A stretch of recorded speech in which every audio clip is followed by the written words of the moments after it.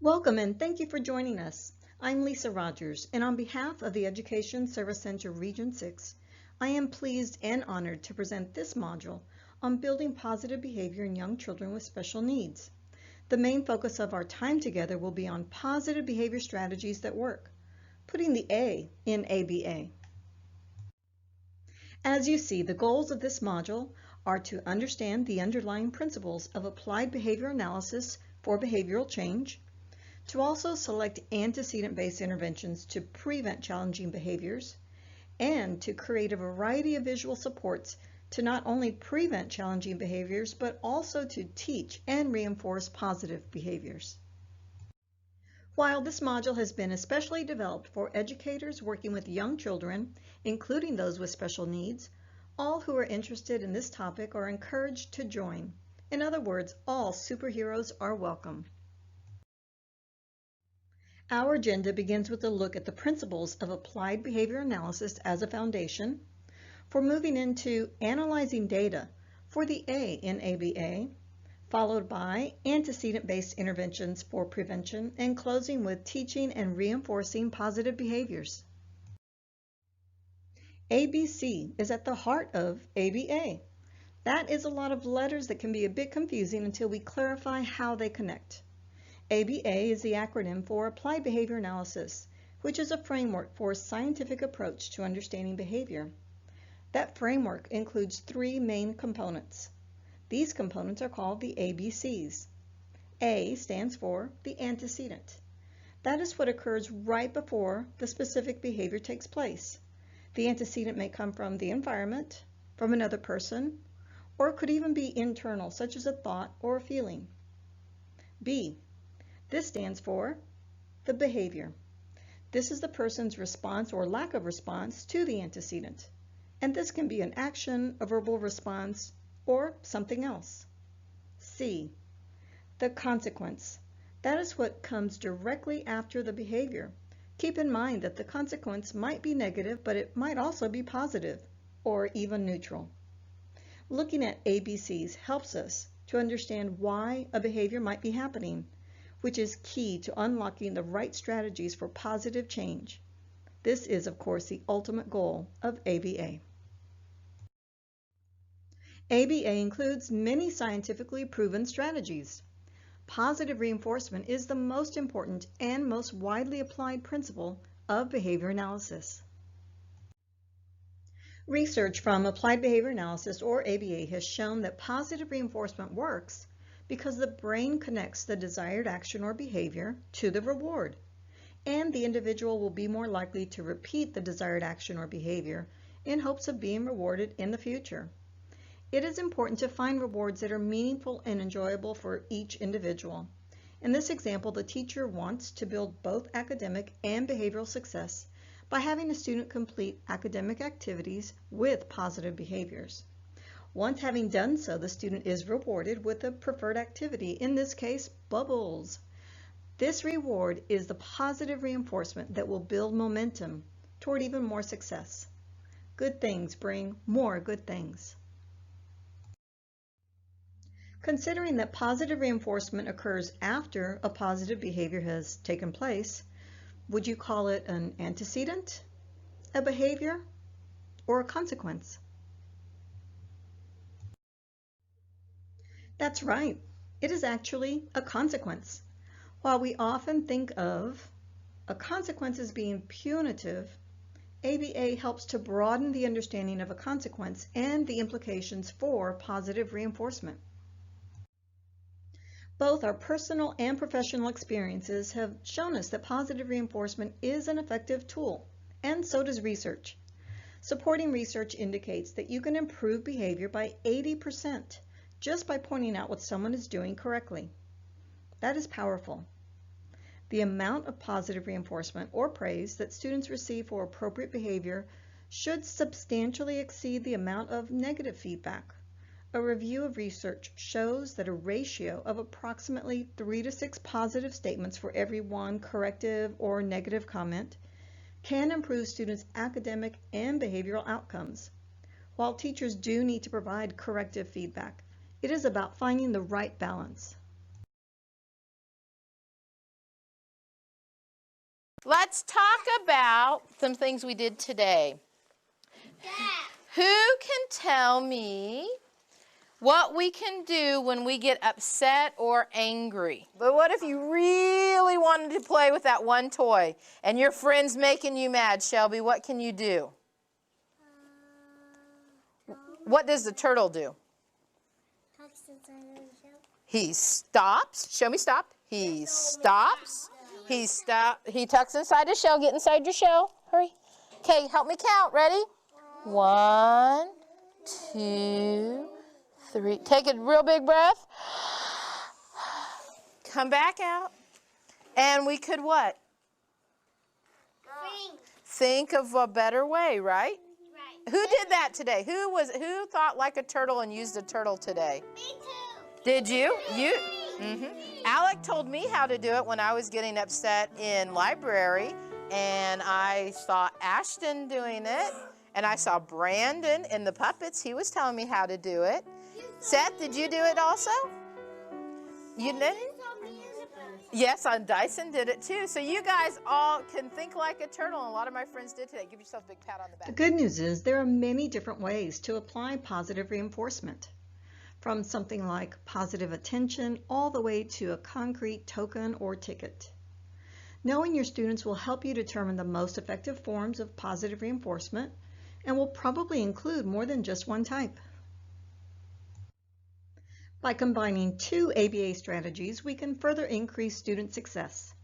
A checklist is another example of an ABA strategy known as a task analysis or chunking. When a student can see what is expected, that there is a clear end in sight, the student is then more likely to complete those tasks. The effectiveness of the checklist is enhanced by adding a reward or motivating activity at the end of that checklist. Positive reinforcement. Not only is there a clear end to the work, there is also something enjoyable to look forward to. If you have ever treated yourself to something fun or relaxing after cleaning the house or doing yard work, then you know the power of positive reinforcement, especially for less preferred activities. A mini schedule is a left to right version of the top to bottom checklist. You can add a checklist or a mini schedule to more challenging parts of the daily routine. In this example, the mini schedule is used to support more positive participation in behaviors during computer time, which is called iStation. The student would much rather engage with Starfall, another computer program. And so this mini schedule is built for success by making a sandwich of a less preferred activity within 2 highly preferred activities. Another visual strategy to provide positive reinforcement is a token board or a star chart. The child earns a star for positive outcomes, whether it is the completion of a task or the demonstration of a positive desired behavior. Upon earning all the stars, the check marks, the pennies, or other token, the child then engages in the reinforcing activity. In this case, Legos. It is important to never remove a star for negative behavior, but rather delay the awarding of the upcoming star or token. When applying positive reinforcement, remember the power of choices. Opportunities for choice and respect for our decisions helps us all feel like we are in control of our lives. Therefore, connecting a choice board with the token board clarifies expectations while honoring both a child's choice and their voice. The following are guidelines for implementing positive reinforcement. Perhaps most importantly, remember to clarify your expectations. Don't assume that the student understands. Reinforce frequently at first, ready to fade gradually, keeping in mind data as you make these types of decisions. Pair reinforcers with social praise so that we can work toward more social reinforcers and less concrete or tangible reinforcers over time. Always be sure to model what you expect from your students. And positive reinforcers work best if you reward appropriate behavior as soon as it happens and as consistently as possible.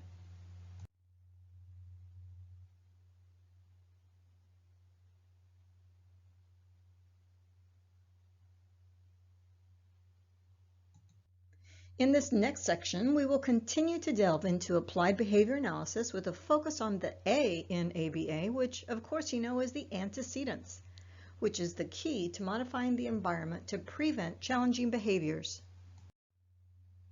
Let's take a scenario where there are several challenging behaviors happening.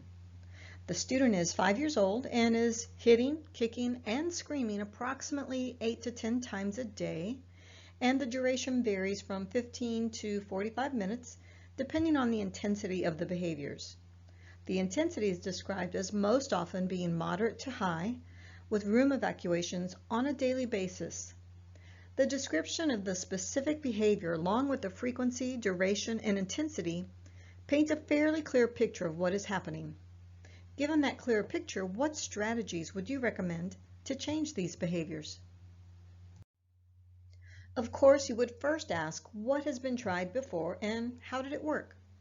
Let's assume that no strategies have been implemented as of yet. You get to be the expert and make your recommendations. You might be thinking of any one of these, or even several together. But which strategies would be the best fit for the student? How will we know? You will best know by analyzing the antecedents. You need to know why the student is demonstrating these behaviors. It is by analyzing the antecedents that educators and parents can best understand what is causing the behavior to occur. What are those triggers? The why behind the behavior is the key to understanding its function and the key to developing a plan for prevention. As we look at this particular student, we now understand that his antecedents or triggers are twofold. The first is having difficulty transitioning from highly preferred to less preferred activities. Think of it. You're reading your favorite book, but you know you have to go do laundry. Who wants to do that? So the mission becomes, how do we help this student transition from highly preferred to less preferred activities more successfully? With that in mind, a plan for prevention might include having a clearly defined area to identify where that preferred activity will happen, perhaps a break area. The next is, when will that preferred activity happen? The individual schedule will help identify when that is coming next, making it a little bit easier to give up now. Additional strategies might include a work system, a transition marker, and a visual timer to help predict when those transitions are coming. Let's begin. As we begin, we make sure that data is being collected to inform the process. Are the strategies effective or ineffective? Perhaps we need to make some revisions. That is exactly what the team experienced. They had implemented several visual supports and in doing so had inadvertently created a bit of visual disarray. Too many visuals in too close proximity with many extra materials for quick access but for the staff. As they began to revise the visuals, the first idea is to increase student understanding and decrease confusion. First, let's move those teacher materials to another area. Then let's choose one label to name the area instead of two, and perhaps most importantly, let's move the individual schedule to a more neutral location outside of the work area. And that transition marker was forgotten about. Let's add that to the mix. And as the team made those revisions, they incorporated a student interest. Notice the Cookie Monster transition markers. While the initial data was not very promising, 4 weeks later, after consistent implementation, we see a decrease in frequency, duration, and intensity. We are on the right track. As we've just seen, data collection is critical to developing a plan for prevention and to determine the effectiveness upon implementation. As you decide on what form suits you best, remember that in addition to the consequences and the behavior, its intensity, duration, and frequency, it is especially important to find antecedent information that tells us who, what, where, when. That is how we truly analyze data for the A in ABA. And this is how we implement antecedent-based interventions for prevention of challenging behaviors. Of course, every educator and parent would agree that we want to prevent the behavior from happening in the first place. It can be challenging to know exactly how to do that. As we have seen before, modifying the level, type of structure in the environment is a great first step. Often, it is not just one strategy working, but several working together. For example, visual supports are often added when modifying the environment. Whose turn is it? Your turn. Well, you know what we need to do, friends? Form a line. So if you come right here, look what we're gonna do, buddy. Look what we're gonna do. Here's wait our turn. There we go, we're gonna wait. Now it's Alex. And then guess whose turn it's gonna be? Me. Yeah. Let's put ourselves in a particular situation. How do you feel about this particular task? Are you finding reasons to do it tomorrow or throw your dishes away and get lots of paper plates?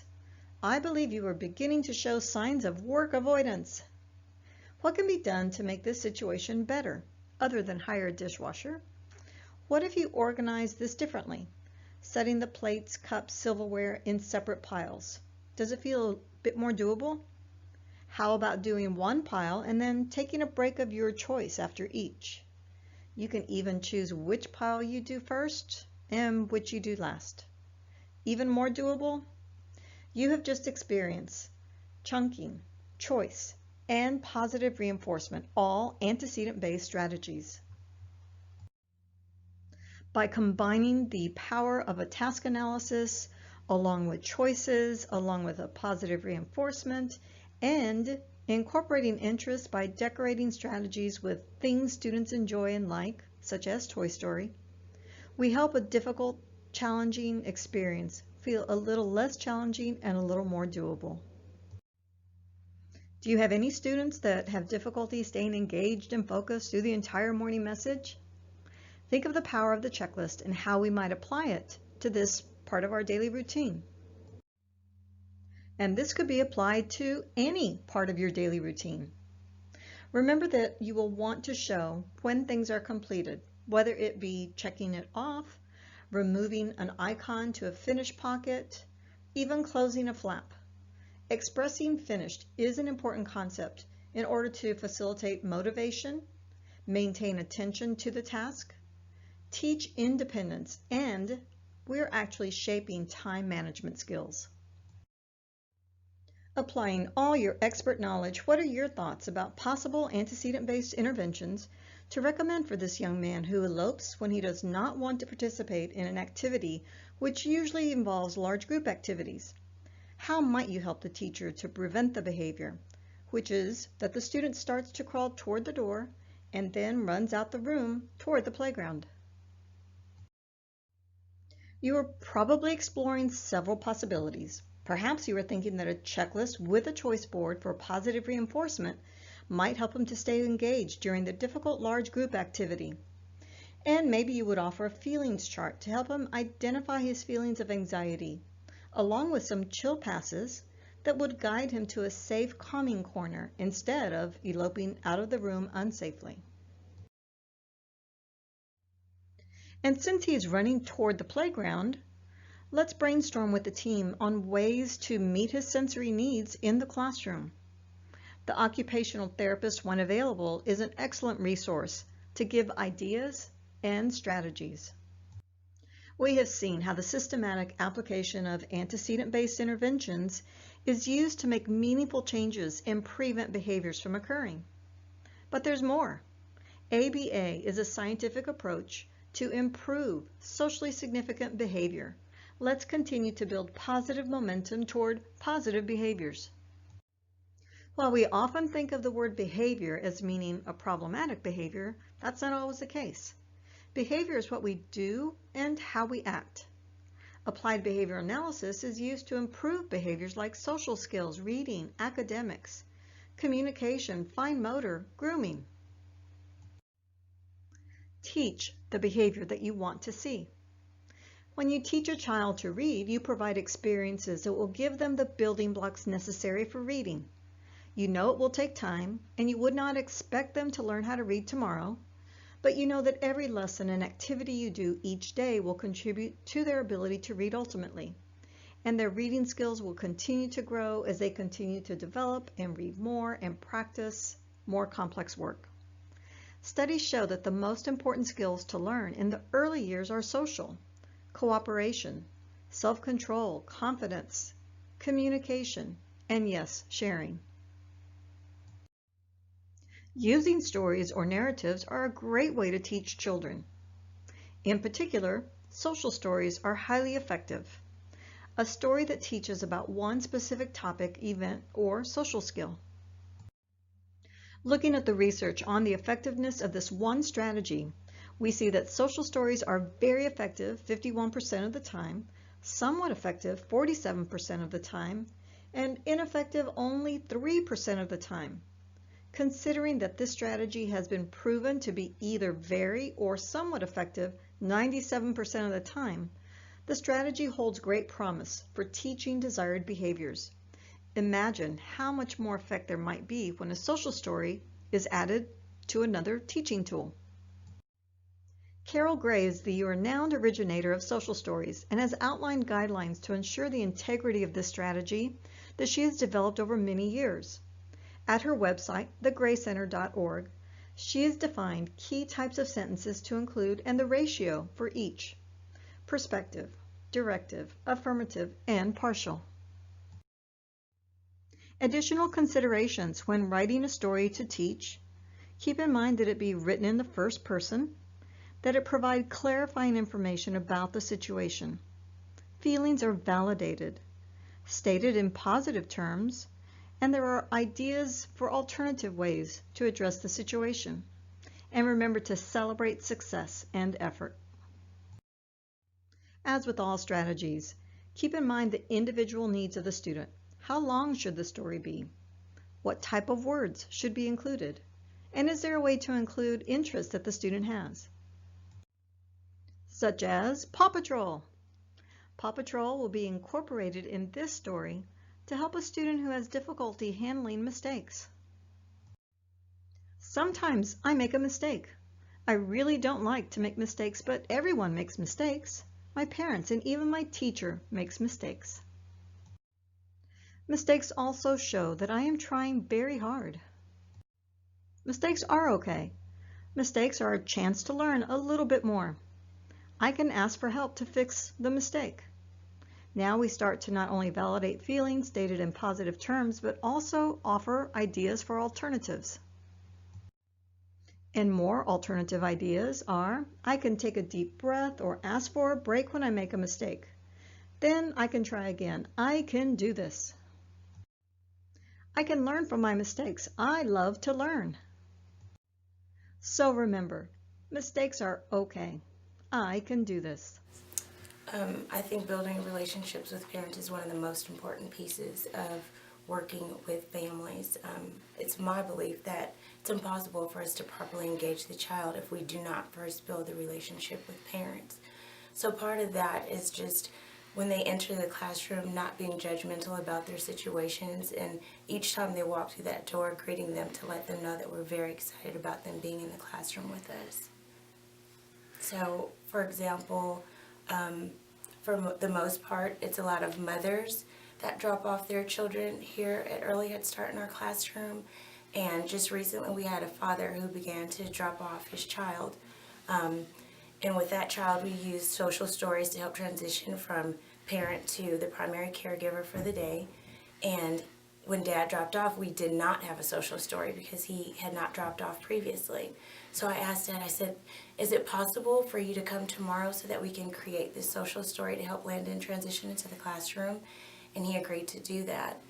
The next day when he came, we took lots of pictures and we went through what Landon does every single morning when he comes into the classroom. So now Dad is able to use that social story to help Landon transition into the classroom every day. So they both always know what to expect when they arrive. In addition to stories, videos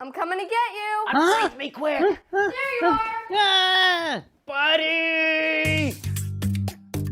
Great job, buddy. You did it. This module has celebrated the principles of applied behavior analysis and all that it entails to prevent challenging behaviors and promote, teach, and reinforce positive behaviors.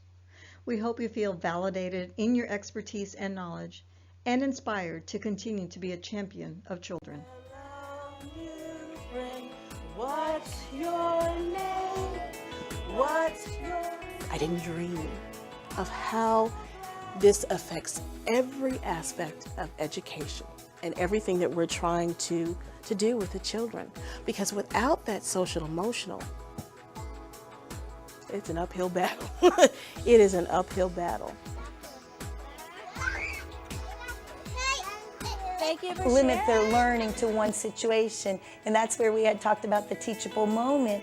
We need to look for those teachable moments throughout the day to reinforce that skill so that they can see, oh, I can use this strategy here, and I can use this strategy in the lunchroom, and I can use this strategy at home with mom.